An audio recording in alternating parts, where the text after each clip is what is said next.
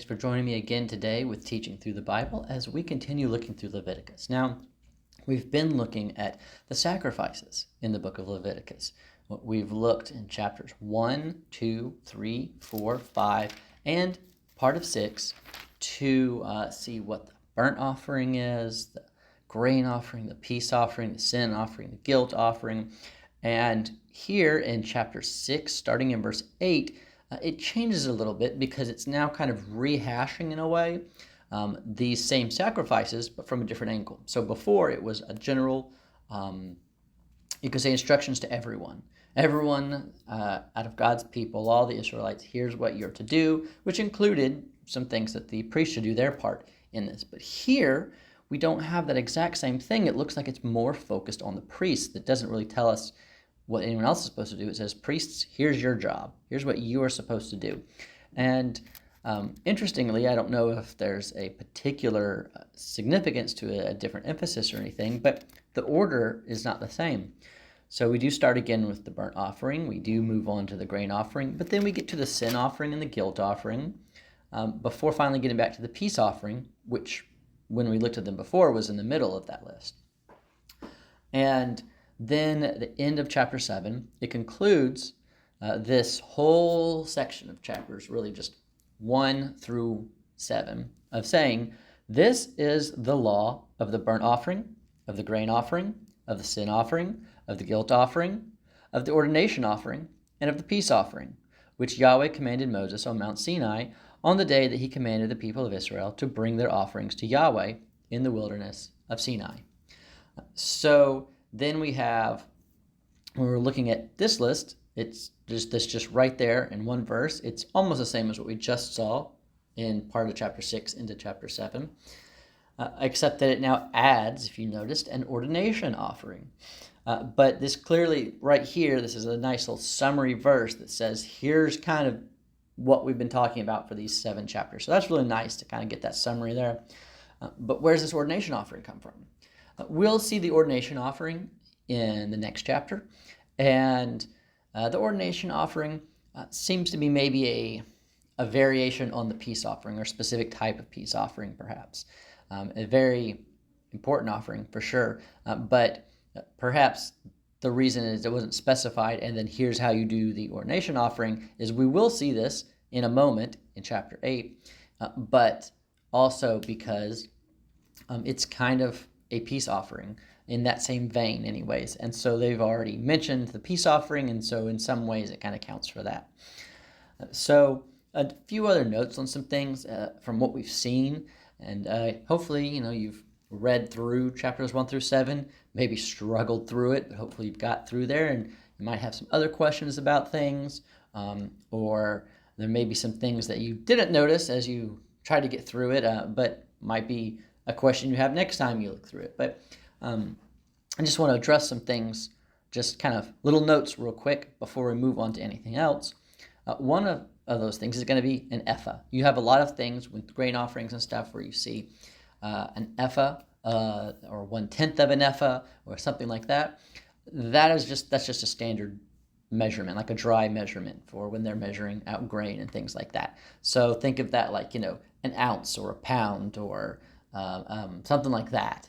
A gram, a kilogram, whatever, like that kind of a measurement. Not necessarily those sizes, but that's the kind of thing that it's saying. So it's just a different, they didn't have the pound and the ounce and the kilogram and things like that. They didn't have those measurements. This is their version of the measurements. And you may also realize that there's sometimes it specifies, priests can have food from some of the offering. Sometimes they get part of the offering, and when they do, sometimes it's for that priest, sometimes it's for any priest, sometimes it's for any male. There are ways that the whole family is provided for, including the women. So it's not that the women don't ever get any food or anything like that, but sometimes these are just for the priests or just for all the males in their family.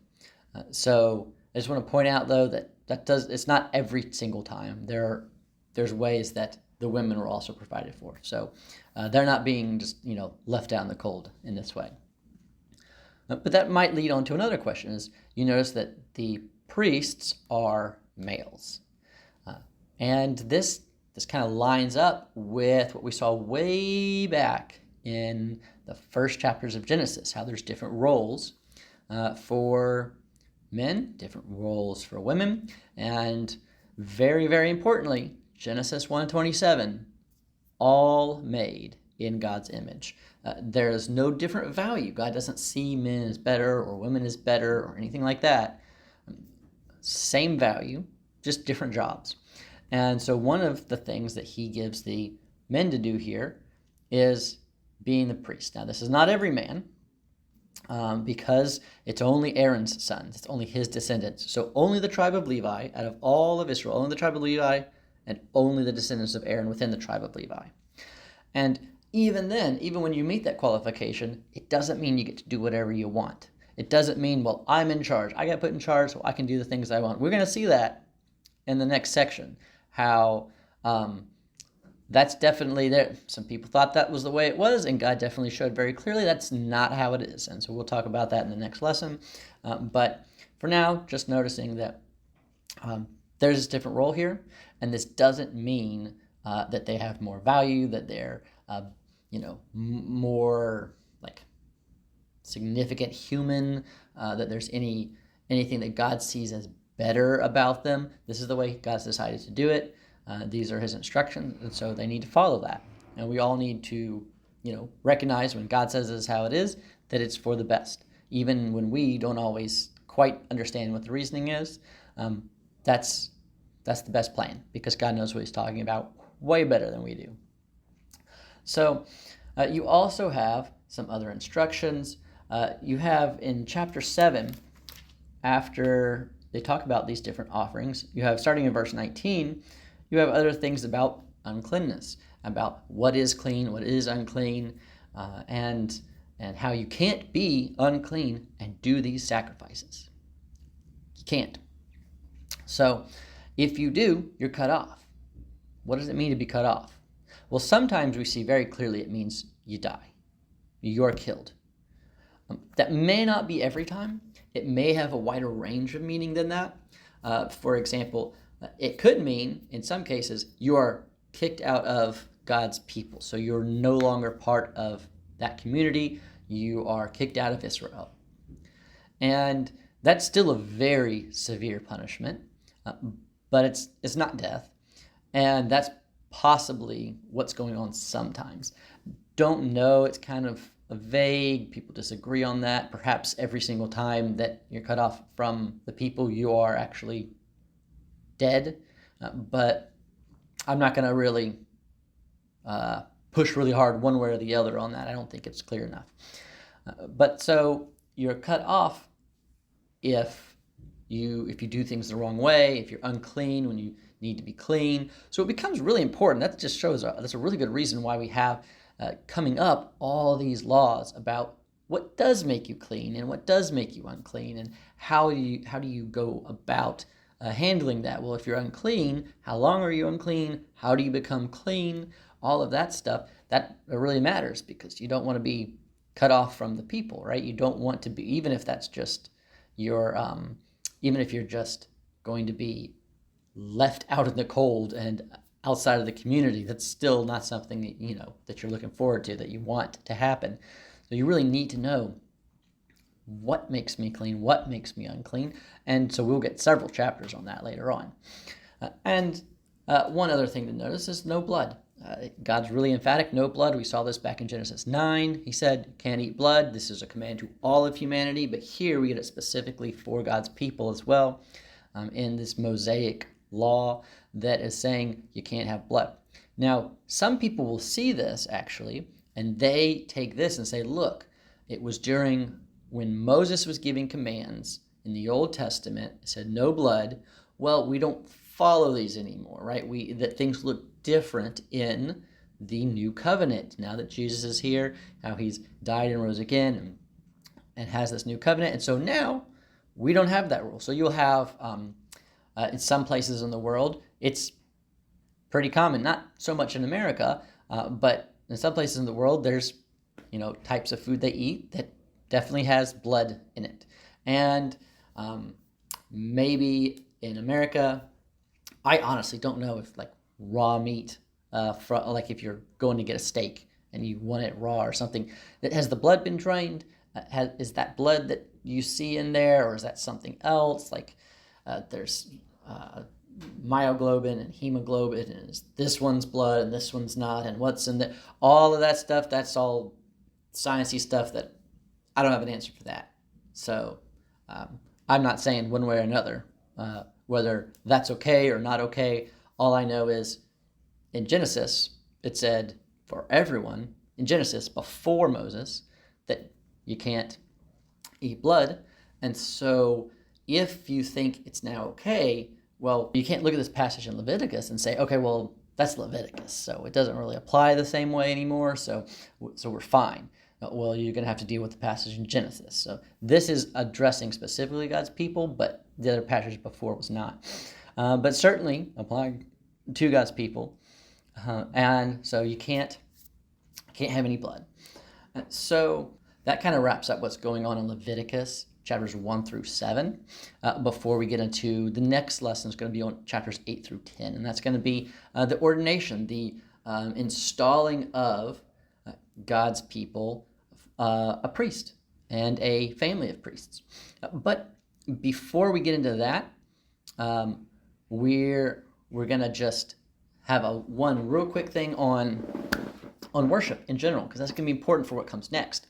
So there's kind of different ideas of what's allowed in worship. Like you go to church and you see, I've seen this at a church that I went to one time where they took the American flag and they paraded it in there and did a Pledge of Allegiance in the worship service, in the middle of Sunday morning worship service. And now people at that church, if you ask them, does the Bible allow this? And they'd say, yeah, definitely. Obviously it does. It's totally okay. But you go to some other churches and you ask them and they'll say, no, that is completely unacceptable. That is not okay at all. Okay, well, they're not both right. So what is the idea of, like, how do you know what worship should look like? And we're getting an idea of it actually in Leviticus, and we'll talk more about that in the next lesson. But right now, let's just basically kind of give you three views that you can kind of think over for next time. So you've got this one idea that is, look, if it says it in the Bible, it's okay, and if it doesn't say it, it's not okay. Only what God says, that's the only way you can worship. So that would be,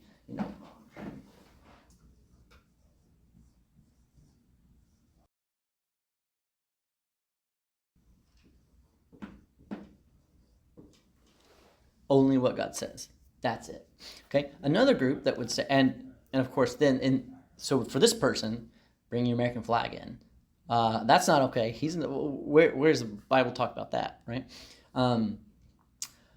Other view is, well, as long as he didn't say not to do it, right? He didn't say you can't bring in your own kind of your own national patriotism, all that kind of stuff. He didn't say you couldn't do that. So that's fine. So you can't, like, for example, you can't make an image of God to worship, right? He said you can't do that, so that's not allowed. But he didn't say you couldn't do this other thing, so it's fine. So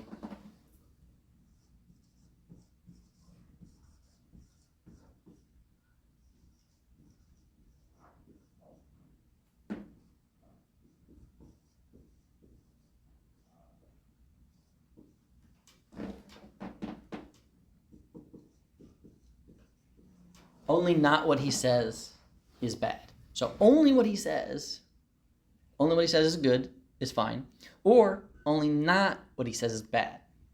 And then there's a third view. I don't know that anyone would actually just like maybe phrase it exactly this way, but basically, whatever. Now this is really going to be, pretty much, I would say, not real churches, like people who maybe call themselves the church and aren't really. That would be mostly that group that kind of they just do whatever. And even if you could point to scripture and say, well, the Bible says not to do this, they're like, I mean, it's fine.